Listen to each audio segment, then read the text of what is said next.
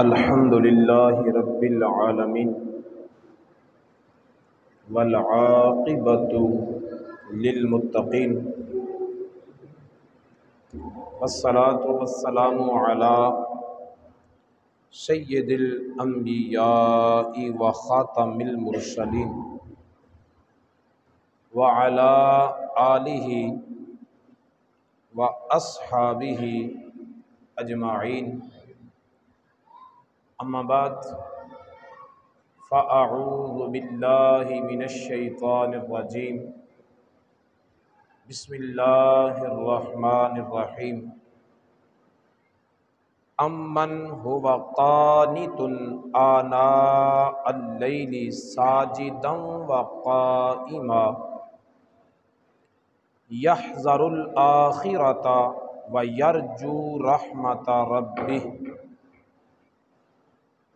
قل هل يستوي الذين يعلمون والذين لا يعلمون انما يتذكر اولو الالباب۔ صدق اللہ العلی العظیم وصدق رسولہ النبی الکریم الامین، نحن علی ذلک من الشاہدین والشاکرین والحمد للہ رب العالمین۔ قال اللہ تبارک و تعالی فی القرآن المجید والفرقان الحمید فی شان حبیب الرحمن الرحیم، ان اللہ وملائکتہ یصلون علی النبی یا ایہا الذین آمنوا صلوا علیہ وسلموا تسلیما۔ الصلاۃ والسلام علیک یا سیدی یا رسول اللہ وعلی آلک واصحابک یا حبیب اللہ۔ الصلاۃ والسلام علیک یا سیدی یا رسول اللہ وعلی آلک واصحابک یا رحمۃ للعالمین۔ اللہم صلی وسلم وبارک علی سیدنا و مولانا محمد کریم الآباء والامہات وعلی آلہ وعترتہ وازواجہ امہات المؤمنین وعلی جمیع اصحابہ واولیاء امتہ وعلماء ملتہ وامتہ اجمعین عدد کرمک یا کریم یا کریم یا کریم یا کریم۔ اللہ غنی، اللہ سے کیا پیار ہے عثمان غنی کا، اللہ سے کیا پیار ہے عثمان غنی کا، محبوب خدا یار ہے عثمان غنی کا۔ کس گرمی پہ بازار ہے عثمان غنی کا، اللہ خریدار ہے عثمان غنی کا۔ اللہ رب العزت کی حمد و ثنا کے بعد اللہ رب العزت کے بڑے ہی پیارے محبوب خدا تاجدار بطحا قبلہ کونین سرکار دو عالم نور مجسم حبیب کبریا احمد مجتبی حضرت سیدنا محمد مصطفیٰ صلی اللہ تعالیٰ علیہ وآلہ وسلم کی پاک اور مقدس بارگاہ بے کس پناہ میں ہدیہ درود و سلام پیش کرنے کے بعد قرآن پاک کا 23واں پارہ سورہ زمر کی 9 نمبر آیت تلاوت کرنے کا شرف حاصل کیا۔ مفسرین نے اس روایت کو بالاستیعاب نقل کیا ہے کہ سورہ زمر کی یہ 9 نمبر آیت حضرت عثمان غنی رضی اللہ تعالی عنہ کے شان میں نازل ہوئی ہے،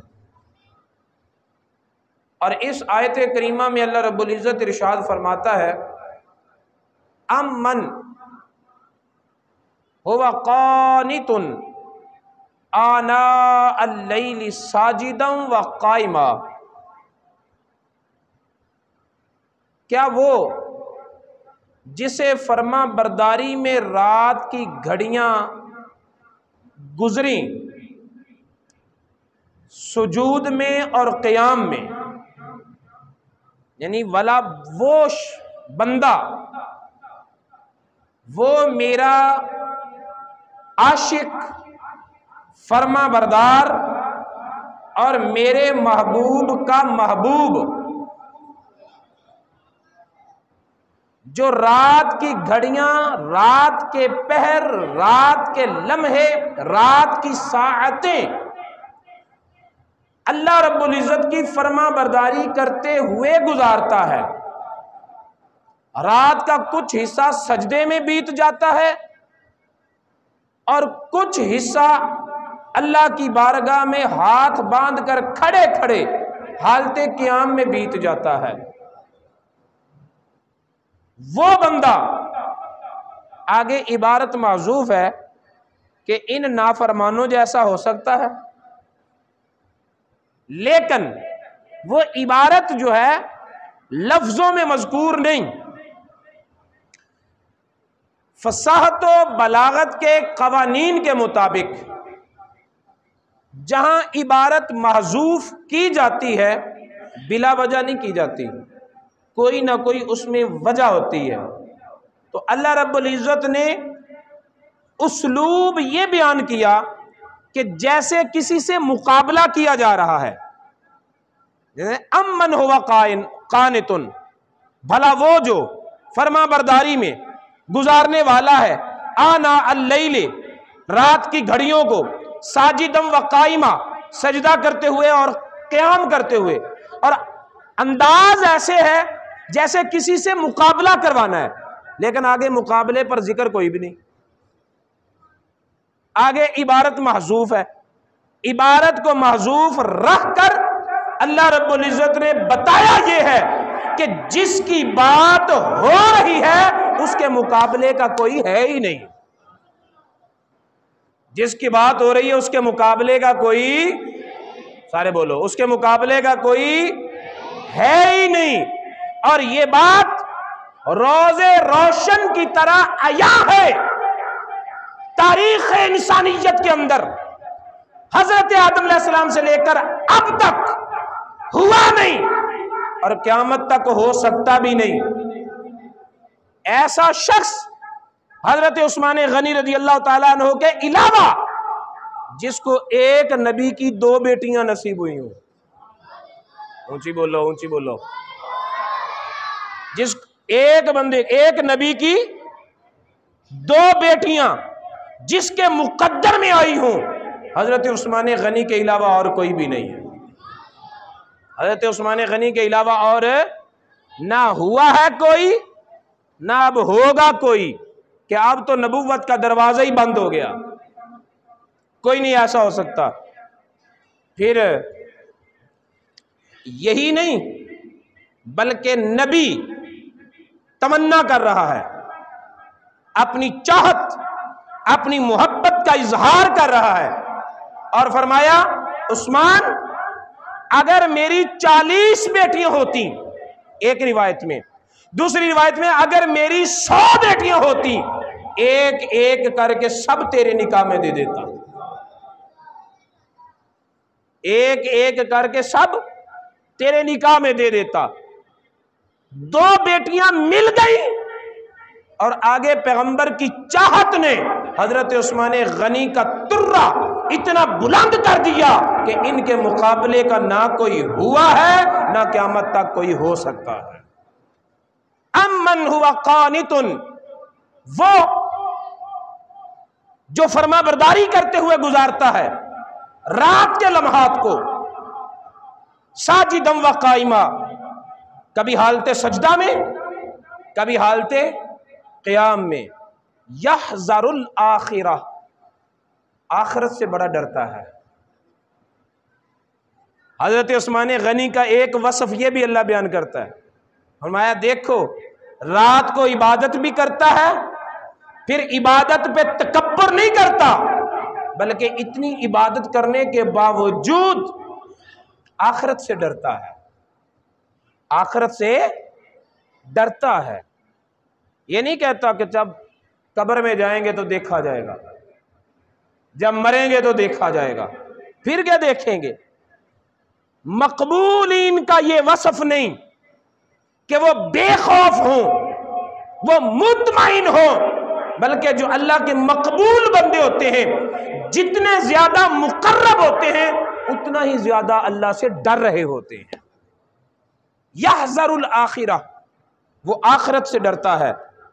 فرمایا وَيَرْجُو رَحْمَتَ رَبِّهِ، صرف ڈرتا ہی نہیں، اللہ کی رحمت بھی کی امید بھی رکھتا ہے، اللہ کی رحمت کی امید بھی رکھتا ہے۔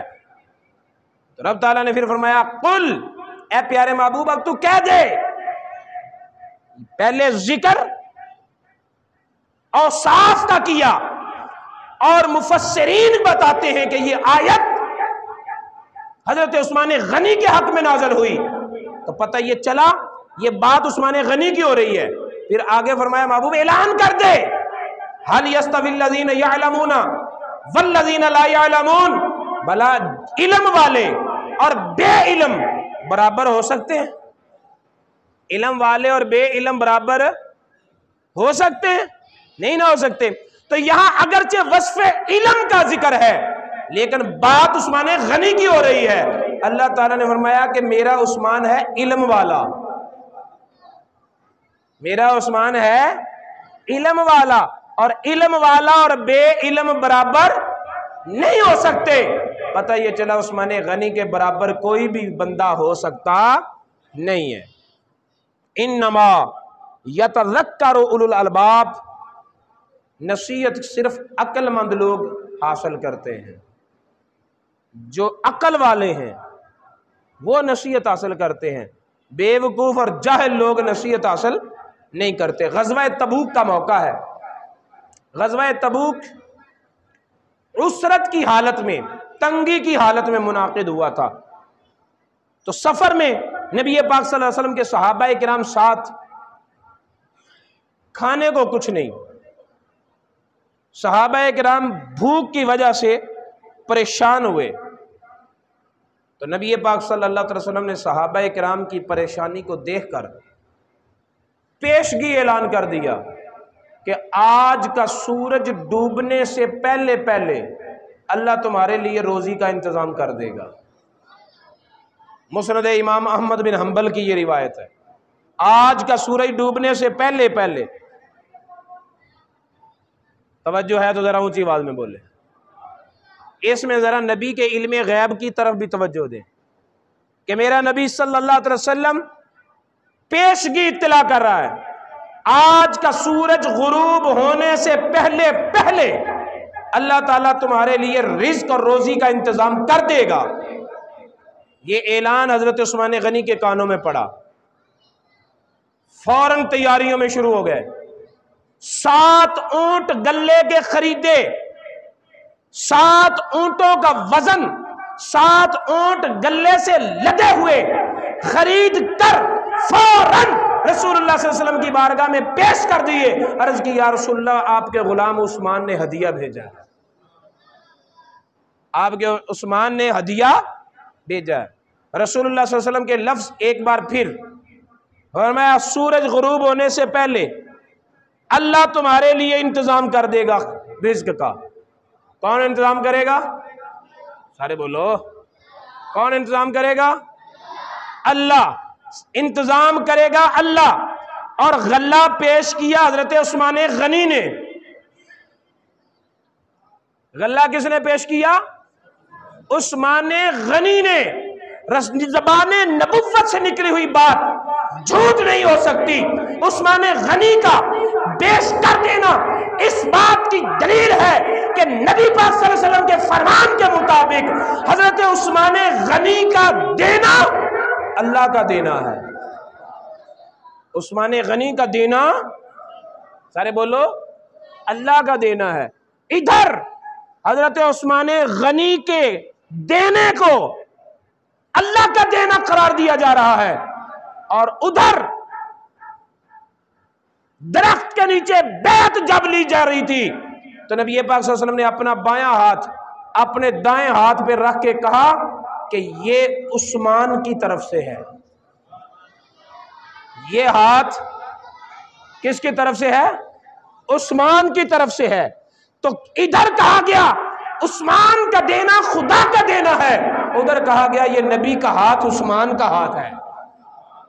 اندازہ کریں کہ حضرت عثمان کو اور اپنے رب سے کیا قرب ہے اور اپنے نبی کے ساتھ کیا محبت ہے، اور رسول اللہ صلی اللہ علیہ وسلم کی بارگاہ میں حضرت عثمان غنی رضی اللہ تعالیٰ عنہ کو درجہ محبوبیت حاصل ہے، اور ایسا درجہ محبوبیت حاصل ہے جیسے کہتے ہیں نا، فنا اتنا تو ہو جاؤں میں تیری ذات عالی میں، جو مجھ کو دیکھ لے اس کو تیرا دیدار ہو جائے۔ تو ادھر تو فنا ہو کر یہ ہوتا نا کہ محبوب کے جلوے محب میں آتے ہیں، لیکن یہاں دیکھیں کہ محبوب خود اپنے ہاتھ کو کہہ رہا ہے یہ عثمان کا ہاتھ ہے۔ محبوب اپنے ہاتھ کو کہہ رہا ہے یہ عثمان کی طرف سے ہاتھ ہے۔ یہ درجہ قرب حاصل ہے۔ بخاری شریف کے اندر یہ حدیث 6 مرتبہ آئی ہے۔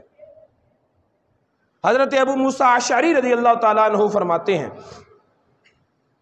ایک دن میں نے دل میں بیٹھے بیٹھے سوچا چلو رسول اللہ صلی اللہ علیہ وسلم کی بارگاہ میں چلتے ہیں، آج سارا دن رسول اللہ صلی اللہ علیہ وسلم کی دربانی کرنی ہے، سرکار کا گیٹ کیپر بنوں گا میں۔ کیا بنوں گا؟ Gate keeper. اور جو گیٹ پر جس کی ڈیوٹی ہوتی ہے ہم اسے کیا کہتے ہیں اپنی زبان میں؟ چپڑاسی۔ ہم اپنی زبان میں کہتے ہیں چپڑاسی، انگریزی میں کہتے ہیں گیٹ کیپر، اردو میں کہتے ہیں دربان۔ یہ لفظ فارسی کا ہے، اردو میں بھی استعمال ہوتا ہے۔ تو حضرت ابو موسیٰ اشعری رضی اللہ تعالیٰ عنہ دل میں کیا تمنا پیدا ہوئی، چلو جا کے رسول پاک کے چپڑاسی بنتے ہیں۔ یہ پیار ہے ان کا۔ فرماتے ہیں میں رسول اللہ صلی اللہ علیہ وسلم کی تلاش میں نکلا تو نبی پاک صلی اللہ تعالی وسلم ایک باغ میں تھے۔ میں رسول اللہ صلی اللہ علیہ وسلم کی بارگاہ میں حاضر ہوا، آپ اس باغ کے اندر جو کنواں تھا اس سے آپ نے وضو فرمایا۔ وضو فرمانے کے بعد کنویں کے اندر اپنے قدموں مبارکوں کو لٹکا کر کنویں کی منڈیر پر بیٹھ گئے۔ یا رسول اللہ میں دروازے پر چلا جاؤں؟ فرمایا چلا جا۔ دروازے پر دستک ہوئی، کہا کون ہے؟ کہنے لگے میں ابو بکر ہوں۔ فرمایا یہیں رہو، میں رسول اللہ صلی اللہ علیہ وسلم سے پوچھ کے آتا ہوں۔ میرے نبی نے کبھی اپنے دروازے پر دربان نہیں رکھا، کسی آنے والے کو روکنے کا موقع نہیں دیا، لیکن آج ابو موسیٰ اشعری کی چاہت تھی کہ میں دربانی کروں، تو میرے نبی نے ابو موسیٰ اشعری کی چاہت کو بام عروج تک پہنچاتے ہوئے کہا کہ جو چاہت میرا غلام میرے دروازے پر لے کر آتا ہے مصطفیٰ اس کی چاہت کو پورا کرتا ہے۔ یہاں رکو، میں آتا ہوں۔ عرض کی یا رسول اللہ ابو بکر صدیق آیا ہے۔ کملی والے محبوب نے فرمایا دروازہ کھول دے، افتتح الباب وابشر لہو بالجنہ، دروازہ کھول اسے اندر آنے دے اور ساتھ اسے خوشخبری سنا کہ تو جنتی ہے۔ سبحان اللہ دے کہہ دو۔ ابو بکر صدیق کو آنے دو، دروازہ کھول دو اور ساتھ یہ بھی خوشخبری سناؤ کہ تو جنتی ہے۔ ابو موسیٰ اشعری تیری قسمت پر قربان، تو دوسروں کو جنت کی خبریں دینے لگ گیا، جنت کی خوشخبریاں دینے لگ گیا۔ فرمایا ہاں یہی تو دنیا کو بتانا ہے، جو میرے دروازے کا چپراسی بننے پر راضی ہو، مصطفیٰ اس کو جنت کی خوشخبریاں دینے والا بنا دیتا ہے۔ یہ میرے نبی کی نوکری کا فیض ہے، یہ میرے نبی کی، یہ حال ہے خدمت گاروں کا، سردار کا عالم کیا ہوگا، چاہے تو اشاروں سے اپنے کایا ہی پلٹ دے دنیا کی، یہ حال ہے خدمت گاروں کا، سردار کا عالم کیا ہوگا۔ فرمایا کہ اے ابو موسیٰ اشعری اسے جنت کی خوشخبری سنا دے۔ حضرت ابو موسیٰ اشعری کہتے ہیں میں نے دروازہ کھولا اور کہا کہ رسول اللہ صلی اللہ علیہ وسلم نے تجھے جنت کی خوشخبری سنائی ہے۔ صدیق اکبر آئے، نبی پاک صلی اللہ علیہ وسلم خاموش ہیں، نبی پاک صلی اللہ علیہ وسلم کی دائیں طرف آئے، آ کر جیسے رسول اللہ صلی اللہ علیہ وسلم بیٹھے تھے، اونچی بولو ذرا، کنویں کی منڈیر پر تہمت کو اٹھا کر قدموں کو کنویں کے اندر لٹکا کر جیسے رسول اللہ بیٹھے تھے اسی طرح حضرت ابوبکر صدیق بیٹھ گئے۔ اسے کہتے ہیں اتباع سنت، اسے کہتے ہیں فنا اتنا تو ہو جاؤں میں تیری ذات عالی میں، جو مجھ کو دیکھ لے اس کو تیرا دیدار ہو جائے، اسے کہتے ہیں فاتبعونی کی عملی تفسیر۔ جیسے رسول اللہ بیٹھے ویسے ہی صدیق اکبر دائیں طرف بیٹھ گئے، رسول اللہ بھی خاموش ہیں، صدیق اکبر بھی خاموش ہیں۔ ابو موسیٰ اشعری فرماتے ہیں کہ میں اپنے بھائی کو وضو کرتے ہوئے چھوڑ کے آیا تھا، جب رسول اللہ نے دین ابو بکر صدیق کو جنت کی خوشخبری تو میرے دل نے چاہا کہ میرا بھائی بھی آ جائے، آج مدینے کا تاجدار جنت تقسیم کر رہا ہے، میرا بھائی بھی آ جائے۔ دروازے پر ہوئی دستک تو میں پھر دروازے کی طرف بڑھا اور تمنا یہ تھی کہ اللہ کرے میرا بھائی ہو، اللہ کرے میرا بھائی ہو۔ لیکن جب میں نے پوچھا کون ہے دروازے پر تو آواز آئی عمر۔ آواز کیا آئی؟ سارے بولو، اوے عمر کا نام لو۔ دروازہ آئی میں عمر ہوں، آواز آئی میں عمر ہوں۔ فرمانے لگے کہ رکو اپنی جگہ پر۔ میں ذرا رسول اللہ صلی اللہ علیہ وسلم سے پوچھا ہوں، رسول اللہ صلی اللہ علیہ وسلم کی بارگاہ میں حاضر ہوئے، یا رسول اللہ عمر آیا ہے۔ فرمایا کھول دو دروازہ اور اسے جنت کی خوشخبری دو، کھول دو دروازہ اسے جنت کی خوشخبری دو۔ حضرت ابو موسیٰ اشعری فرماتے دروازہ کھولا اور میں نے کہا رسول اللہ صلی اللہ علیہ وسلم تجھے جنت کی خوشخبری دیتے ہیں۔ حضرت عمر رضی اللہ تعالیٰ عنہ آئے اور رسول اللہ صلی اللہ علیہ وسلم کی بائیں طرف، دائیں طرف صدیق اکبر بیٹھے تھے، بائیں طرف حضرت عمر رضی اللہ تعالیٰ عنہ، جیسے رسول اللہ نے تہمت پنڈلیوں سے اٹھا لیا، جیسے رسول اللہ صلی اللہ علیہ وسلم نے منڈیر، کنویں کی منڈیر کے اندر پاؤں لٹکائے ہوئے تھے، لٹکا لیے، وہ بھی خاموش بیٹھے تھے، یہ بھی خاموشی سے بیٹھ گئے۔ میں پھر دروازے پر چلا گیا، تھوڑی دیر کے بعد پھر دستک ہوئی، میں نے کہا کون؟ آواز آئی عثمان۔ کون ہے؟ عثمان ہے۔ ابو موسیٰ اشعری کہتے ہیں میں نے کہا اپنی جگہ پہ رکو، رسول اللہ صلی اللہ علیہ وسلم کی بارگاہ میں حاضر ہوئے، یا رسول اللہ عثمان آیا ہے۔ کون آیا ہے؟ عثمان آیا ہے۔ میرے آقا علیہ الصلوۃ والسلام نے فرمایا اسے جنت کی خوشخبری بھی دو اور اس سے پہلے مصیبت آئے گی اس کی خبر بھی دو۔ اس کو جنت کی خوشخبری بھی دو، ایک مصیبت بھی آئے گی اس کی بھی خبر دو۔ حضرت ابو موسیٰ اشعری کہتے ہیں میں دروازے پر آیا، دروازہ کھول کر حضرت عثمان غنی رضی اللہ تعالیٰ سے کہا رسول اللہ صلی اللہ علیہ وسلم تجھے جنت کی خوشخبری بھی دیتے ہیں لیکن ایک مصیبت آئے گی اس کی بھی خبر دیتے ہیں۔ حضرت عثمان غنی رضی اللہ تعالیٰ نے کہا واللہ المستعان، اگر مصیبت آئے گی تو مددگار اللہ ہی ہے۔ مددگار کون ہے؟ میں اللہ سے مدد طلب کرتا ہوں۔ تشریف لائے، بارگاہ نبوت میں حاضر ہوئے، نبی کے دائیں طرف حضرت ابوبکر صدیق، بائیں طرف عمر فاروق، دونوں طرفیں تو بک تھیں۔ عثمان غنی نے کیا کیا؟ اسی منڈیر کے بالمقابل دوسری طرف اسی کنویں میں اپنے پاؤں لٹکائے، رسول اللہ صلی اللہ علیہ وسلم کے سامنے بیٹھ گئے جیسے رسول اللہ صلی اللہ علیہ وسلم بیٹھے تھے۔ حضرت ابو موسیٰ عشری کہتے ہیں اس وقت میرے دل میں خیال آیا کہ مجھے لگتا ہے ان کے روضے بھی ایسے ہی بنیں گے، ان کی تدفین بھی ایسے ہی ہوگی۔ پھر ابو موسیٰ عشری کہتے ہیں کہ ہاں میری آنکھوں نے دیکھ بھی لیا کہ جیسے وہ بیٹھے تھے نا اسی طرح نبی پاک صلی اللہ علیہ وسلم کی دائیں طرف ابوبکر صدیق، بائیں طرف عمر فاروق، اور ان کے بالمقابل سامنے جنت البقیع کے اندر حضرت عثمان غنی کی تدفین ہوئی۔ تو جیسے تدفین کا منظر اس کے مطابق تھا، اسی طرح خلافت کا معاملہ بھی اسی کے مطابق تھا۔ اور میرے نبی صلی اللہ علیہ وسلم نے حضرت عثمان غنی کی شہادت کی پہلے خبر دے دی کہ اے عثمان، اے ابو موسیٰ عشری، میرے عثمان کو بتا دو کہ جنت بھی ملے گی، کچھ مصیبتوں کا سامنا بھی کرنا پڑے گا، اور وہ مصیبت حضرت عثمان غنی رضی اللہ تعالیٰ عنہ کی شہادت کے وقت آئی۔ 40 دن آپ کا پانی بند رہا ہے، 40 دن آپ کا کھانا پینا بند رہا ہے اور بائیکاٹ رہا، آپ کے گھر کا محاصرہ رہا۔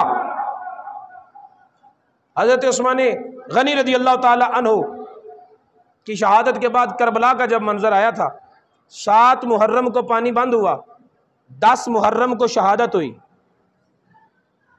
یہی روایتوں میں آتا ہے نا، 3 دن پانی بند رہا، لیکن حضرت عثمان غنی رضی اللہ تعالیٰ عنہ کا 40 دن پانی بند رہا۔ کتنے دن؟ 40 دن پانی بند رہا۔ اس کنویں سے پانی نہیں پینے دیا جس کنویں کو خرید کر وقف بھی عثمان غنی نے کیا تھا۔ اس مسجد نبوی میں نماز نہ پڑھنے دی جس مسجد نبوی کی جگہ خرید کر بھی عثمان غنی نے دی تھی۔ حضرت عثمان غنی رضی اللہ تعالی عنہ مظلوم مدینہ، حضور نبی پاک صلی اللہ علیہ وسلم کے تیسرے خلیفہ، دور دماد رسول حضرت عثمان غنی رضی اللہ تعالی عنہ ہیں۔ اللہ رب العزت کی بارگاہ میں دعا ہے کہ ہمیں حضرت عثمان غنی رضی اللہ تعالی عنہ کی عزت و احترام اور آپ کے تذکروں سے اپنے دلوں کو باغ باغ کرتے رہنے کی توفیق عطا فرمائے۔ وما علینا الا البلاغ۔